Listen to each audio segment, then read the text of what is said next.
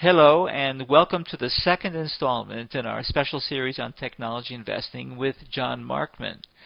In our last podcast, John answered the first question from doubting Thomases among our listeners. Who is John Markman, and why should we believe him?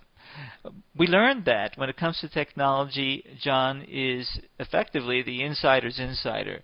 At the LA Times, they won 2 staff Pulitzer Prizes. At Microsoft, he was co-founder and leader of MSN Money.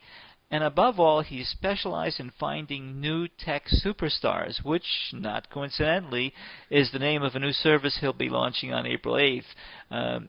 John, welcome back. Hi, thanks for having me. Thank you. You ready for the next question from our skeptics? I'm all ready.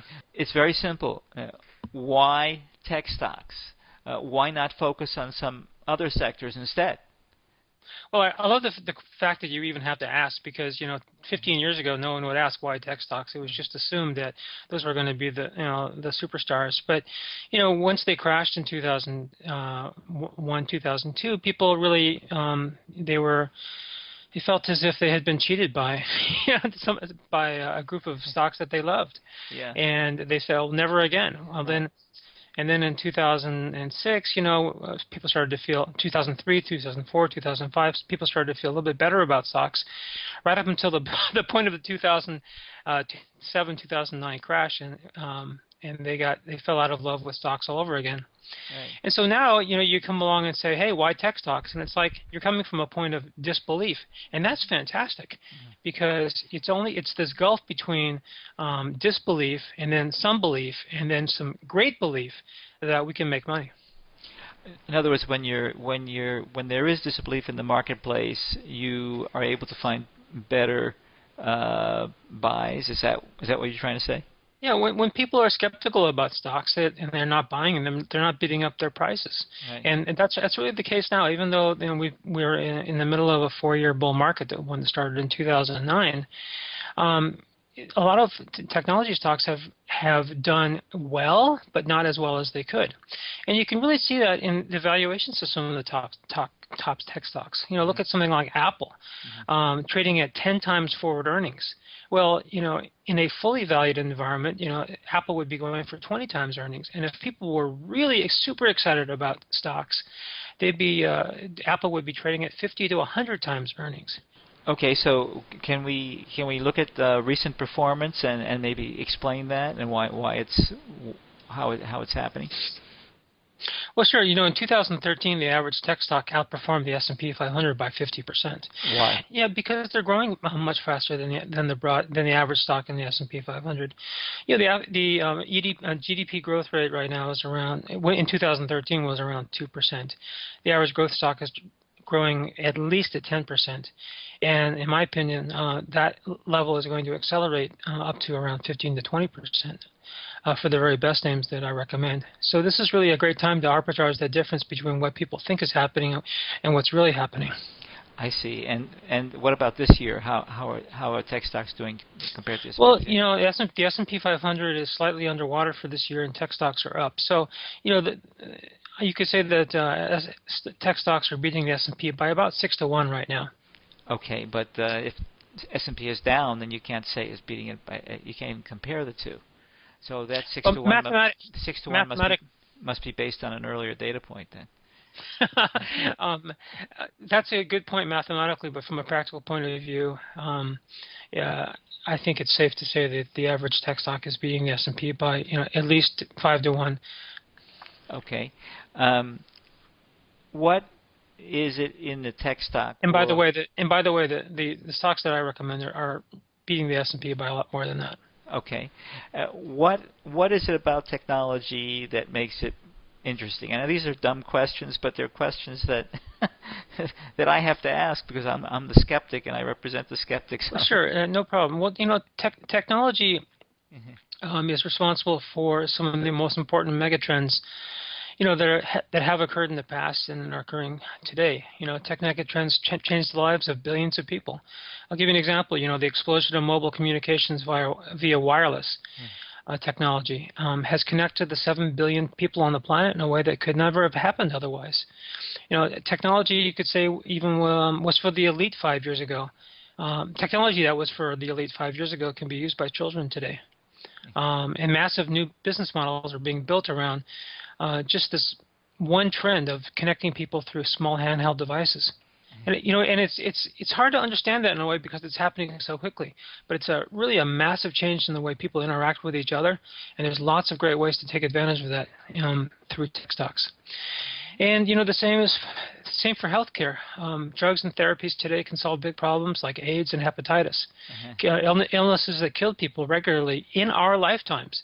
I think we all know people who die of AIDS in the 1990s, early 2000s. Sure. And you rarely hear about people dying of AIDS today because of the tremendous therapies that biotech companies have developed. And if you can invest in these kinds of companies, if you understand what these companies are doing, you do not need a PhD or any special knowledge. You can be very successful. Right. But other sectors are also impacted by megatrends and these kinds of things. Why? Again, I asked you the question again. I hate to belabor it, but why should technology be an important focus for investors like us? Well, I think that technology is a great opportunity because it's literally the most misunderstood, and therefore there's the greatest gulf between what people think now and what they will think in the future. The reason we can get doubles and triples and 10 baggers in this space is because there's the biggest sort of information disequilibrium. Yeah. And it's our job, it's my job as an advisor to help you understand the difference between what people think is happening now and what's really happening and what's likely to happen in the future. That makes a lot of sense. I totally get that. You mentioned earlier in an earlier podcast some picks that you've made that have really done better. You said it a moment ago also that some of your individual picks have done better than the outperformance we discussed for the tech stocks as a whole. Could you give us some examples of that? Well, sure. I mean, I've been talking a lot about a company called NXP Semiconductor. NXPI is the symbol. It was spun out of a big Dutch company called Philips Electronics back 2 years ago. And when smaller companies are spun out of larger companies, there's usually not a lot of knowledge about them because they haven't been around very long. Mm-hmm. But NXP is really a leader in making the kinds of sensors that make your iPhone or your Android device so amazing. And I was able to spotlight exactly why NXP Semiconductor was likely to be a leader. I recommended it for my readers back in 2012, and it's been a double for us since. Any others? Sure. There's a company I found called Cornerstone On Demand. It's a business learning and talent management platform. I discovered that company very soon after its IPO. It was not very well understood after its IPO, and the stock went down quite a bit afterwards. But the more I started to learn about it and why it was important, I became extremely excited and recommended my customers buy it, my readers buy it in mid-2012, and that's up about 180% since. Splunk, the company I mentioned before, it's a big data analysis firm. It's up about 155% since I recommended it in mid-2012. Another one I like a lot is provides relatively inexpensive photography for the internet for businesses and individuals. Value has risen 230% since I recommended it. Let me ask you this. What percentage of your recommendations have been losers? Sure. Well, if we're just talking about these post-IPO tech stocks, I've been recommending them, let's just say for the last 2 years, just taking a window in time. About 7% have been losers. Sometimes you make a choice and you think you've got a good idea on your hands, and it turns out not to be. That's going to happen. So about 7% of the stocks I've recommended in the last 2 years have been losers, and the rest have won big. 93% winners. Yep, that's Nine, it's the math. 100 minus 7 would be 93. I guess it is. You see, Thanks. you don't have to have a PhD in math to be a good investor. Okay, thanks. John, over the past several weeks, both in emails and on the Money and Markets blog, you've gotten a lot of probing questions, a lot of doubting questions, and we're going to address each one of them in this series. But you've also gotten one very positive question, which is one of the most frequent of all, and that's simply this: what tech stocks do I buy now? Well, as I've told you, Martin, for that I think we need to meet in person. So the best time for me to do that would be on April 8th, if it works for you. Yes. That's when I'll be on the East Coast. I'll be on a trip to New York and then on to Florida, and I can meet you in your studios. Wonderful. What is your agenda? What are we going to cover? Well, I'm going to give you a play-by-play scenario of the most powerful, most sustainable technology megatrends in the world today. And I am going to name leading companies in each of those fields, and I'll announce my picks. Wonderful. Plus, at the same time, you're going to open enrollment to your new service, right? Yes, we're going to open enrollment to our new service at that time. Okay. Everyone listening to this podcast, please make a note. The time we've scheduled for that gala event is 2 p.m. Eastern Time, April 8th. Registration is now open. And to register, you can just click the button below. And, of course, don't miss the next installment in this podcast series, which is coming this Saturday.